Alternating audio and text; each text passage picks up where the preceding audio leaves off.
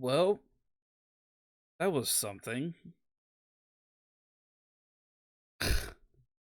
AEW Collision, a special Friday edition of Collision, and I'm not gonna talk about Rampage.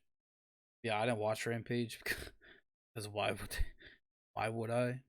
Um, unless you guys want me to start doing Rampage, then start doing a special Friday edition of Collision because they don't want to run head to head with themselves, especially on a pay per view. So this show did go up against SmackDown, and I'm curious about the ratings because they did not load up or made a big deal about a head to head type thing since WWE creamed them. How long ago was it? It wasn't that long ago because that's when MJF and Jay White were still doing their thing. Um, damn, what was it? It was them versus NXT. Anyways, yeah, they made no effort to hype this up as a big Friday Night War type thing because SmackDown is the most watched wrestling show on TV. They get like what 2.1, 2.2 mil viewers. Um, but anyways,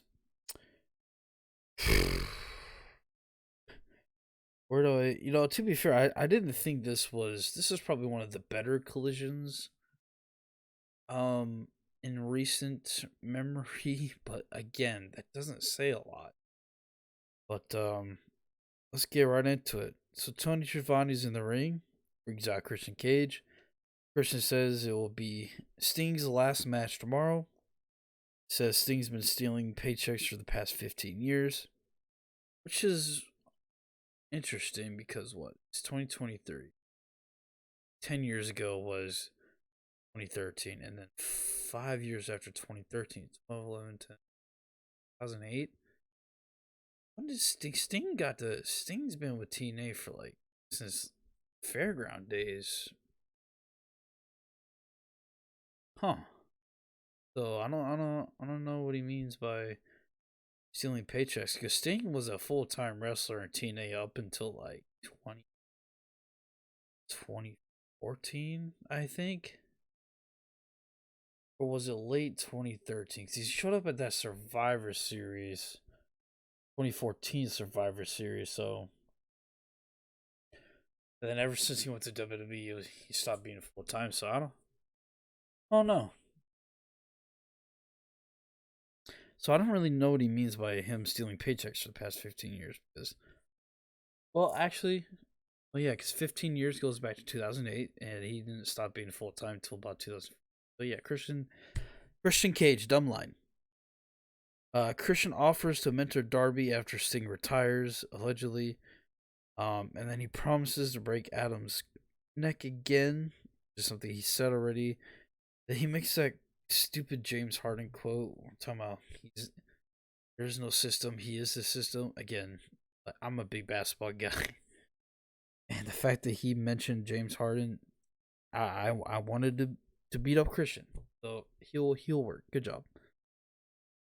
And yeah, that was the promo segment. He plays music, walks back to the stage. Just good stuff. Christian is great. He's a great talker. He means what he says. Nothing better you could have asked for. What the material was. Ricky Starks and Big Bill backstage. They announced that because Big Bill's height, they have made the four-way tag match at Full Gear into a ladder match. Now listen. Dralistico and Roosh in a ladder match just scares the hell out of me. And then you have two big guys in Big Bill and Brody King. Scares the shit out of me. And then you have a guy in Ricky Starks who I don't want to say gets injured a lot, but he's a bit fragile. And then you just have FTR. I don't think I've ever seen FTR in a ladder match. So that'd be interesting. So I just can't think of one. Anyways, So now we have Miro versus Daniel Garcia. Miro wins in a good match with the game over. And again, the right decision was to have Miro win, and he did. But again, like, I don't understand what they're doing with Garcia. They're playing up this whole contract year thing with Garcia. I mean, that's cool. Contract year, you want to wrestle as much as you can. That's cool. But, dude, you think Tony's going to give you a contract if you lose every fucking match? This guy has lost 3 straight matches to 3 top guys. And sure, they're competitive matches, but I don't understand what they're doing with this guy. Are they gonna break him away from Parker and Daddy Magic, or is he gonna realize that the dance is stupid? Well, I actually like. Maybe he thinks the dance is stupid. And he's just gonna stop doing the dance. I don't know. I don't know what they're doing with Garcia, but right now, it just doesn't make sense to me. And I want it to make sense, and I want Daniel Garcia to be on TV, but I don't understand what they're doing, beating him 3 times in a row against 3 other top stars. So I don't know. If I wouldn't have booked the match. I don't think Garcia just needs to get beat in competitive matches against these guys. So I don't know. Hopefully they're trying to tell some kind of story with him losing all these matches or something. I don't know. Let me see Andrade and CJ Perry backstage. She announces that Andrade is a part of the Continental Classic tournament. Andrade El Idolo joins Bryan Danielson in the tournament. So, boom, 2 big names right there. Now I said this. Their tournament history is complete dog shit and ass. They need to load this bitch up. Best wrestlers on the roster, and Danielson and Andrade, sign me up. 2 excellent entries into the tournament so far. Hopefully they can keep adding to it, because it's 12, so they need, 10 more? Better stack that shit up. Oh, man. Man, oh, man, oh, man. We have another squash match on Collision. The House of Black squash the boys. Every fucking week with this company, we see at least 5 squash matches on TV a week from this company. And I don't even watch Rampage, so I don't know if there's any squash matches on Rampage, but I swear we see so many squash matches.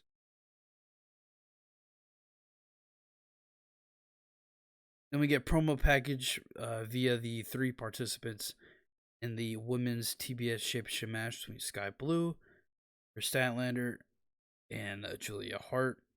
A lot of good stuff here. Very, very spooky. I like Julia's vibe. And man, people were thirsting over Sky Blue last night. Saw a million retweets. God, you guys need to keep your PPs. I mean, you need to keep your Willises in your pants, guys. Come on. Here's okay.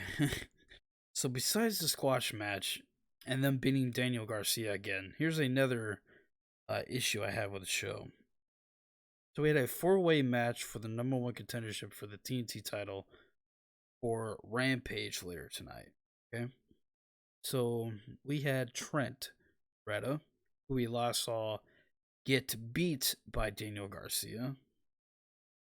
Then we have Brian Cage, who we last saw get beat by Kenny Omega. Then we had Commander and Pentagon. Last time we saw these 2 guys, they got beat by the Young Bucks. Not really sure why these 4 guys are in contention for a TNT title shot, considering the last time we saw these 4 guys, they've lost. So, again, I don't know why. Again, this is so... It's just so hard to do a ranking system and bring back your divisions instead of just booking people in random eliminator matches. A stupid word, I hate it. Just call them number 1 contender matches. It's not that hard. What is an eliminator?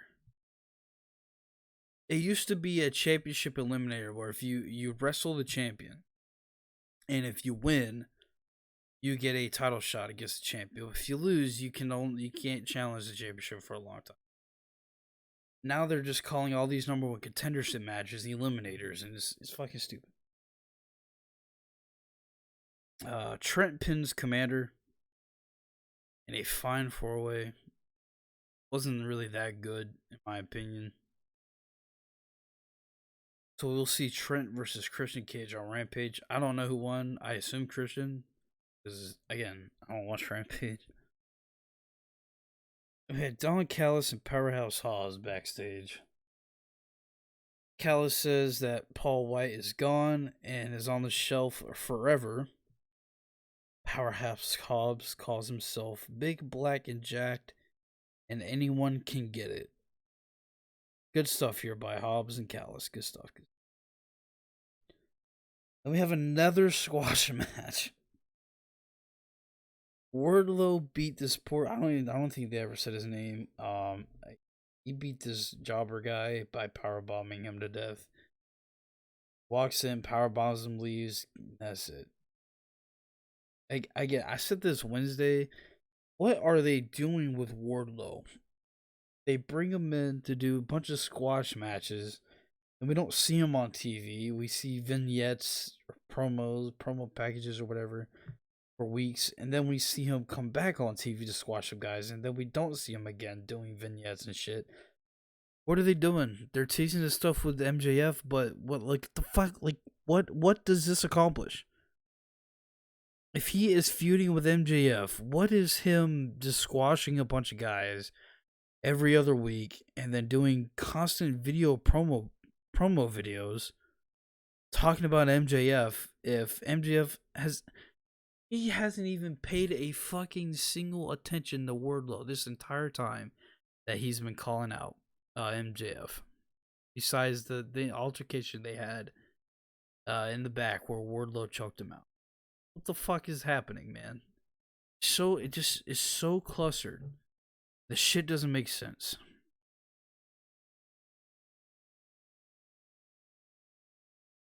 Yeah, Ricky Starks and Big Bill come out for commentary.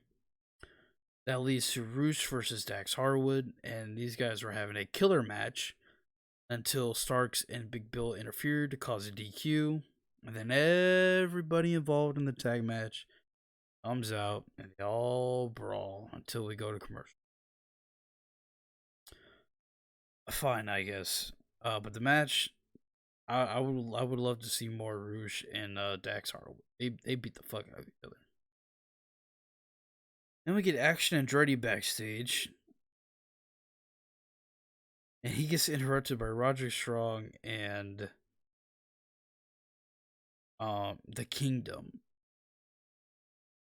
And Roddy just says, Action Andretti is my next victim. So I assume we got Andretti and Roddy on Ring of Honor because I've seen all Collision. Or maybe this is going to be for next week. I don't know. But what else, I guess. That leads to Buddy Matthews versus Wheeler Yuta. These guys had an excellent match. Very good stuff. Matthews wins, beats Yuta. Claudio makes the save. And Claudio asks Buddy for a match tomorrow at Full Gear. Made it official. So on the pre-show, we get Buddy Matthews versus Wheeler Yuta. I mean, not Wheeler. Claudio Castagnoli. I'm looking forward to it. You know, when they did the whole tag team thing, right? It was FTR, LFI, Starks and Big Bill, House of Black. There was also another team involved in that giant skirmish we got a couple weeks ago. It was the Blackpool Combat Club. And it just feels like they've been exiled from that feud, even though they were involved in that feud. But at least we're getting some kind of continuation here with Claudio and Buddy Matthews. Should be a good match. Then we get a Moxley and Orange Cassidy video package for the preview of their match at Full Gear. That leads to the main event match, Ruby Soho and Saraya versus Statlander and Shida. And I ask you guys why. Why was this match? Statlander has fuck all to do with Ruby Soho and Soraya. She has fuck all to do with them. Her business involves Willow, Sky, and Julia. That's what Statlander is. Why the fuck is she in this match? And then you have Sheeta. Okay, Sheeta and Soraya make sense because Sheeta beat Soraya for the title, and Soraya never got her rematch clause. And I guess Soraya and Ruby are still the outcast, even though we've never seen them on TV together a lot ever since fucking All In. So I don't know if that's still a thing, but to me, the whole purpose of this match was to get Sheeta another win on Soraya. So I guess we're never gonna see Soraya get her rematch, and thank God. And they're continuing this weird thing with Angelo and Ruby. Apparently, these guys are a couple in real life, but what does this do for either Ruby or Angelo? Okay, because Ruby's already a non-factor in the fucking division. Her job is to eat pins, and that's Angelo's job too. Angelo Parker's job is to eat pins, and so I don't understand this pairing. Well, what is this gonna do for one or the other? If anything, this should help Ruby. If anything, because I can see more promise with Ruby than Angelo Parker. I'm just being honest. Is he gonna be her manager now? Is what is she gonna be a part of Parker and Menard's tag team? Is she gonna be their manager? What the fuck is going on here? Whatever. When we get to the last part of the show, we get a MJF sit down with Tony Schiavone. MJF basically just says that he's not going to let Adam Cole down. And he's going to keep those ROH tag titles. Promise Adam that those titles will be there when he gets back. So he doesn't want to let him down. Then he talks about Jay White again. He says, yeah, you're right. Well, I don't have the belt, but listen. Championship doesn't make the man makes the championship. Good line. In a sense, he's right. You can give that belt to anybody. You can give that AEW World Championship to Marco Stunt for all I care. Is Marco Stunt gonna elevate that title in the company? Fuck no. MG, as stupid as it is with them kidnapping the belt, MJF being the biggest fucking pussy on earth these past couple months. It's just, man. No. And then this whole devil thing, a lot of people have their suspicions. It is intriguing because it literally could just be buddy.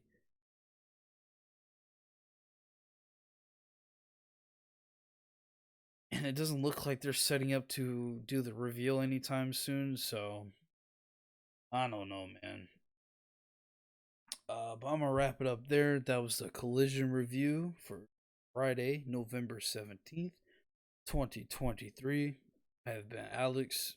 As is your review. Make sure you guys like, subscribe, comment, all that good stuff. Follow my social medias. I stream on Kick. I stream video games. If you want to see me on Call of Duty and you want to talk wrestling, don't be shy. I'll be there. We can talk about anything and everything. My knowledge is up to par. So with that said, I will see you guys tomorrow for the Full Gear pay-per-view review. So you guys don't want to miss that. Peace out.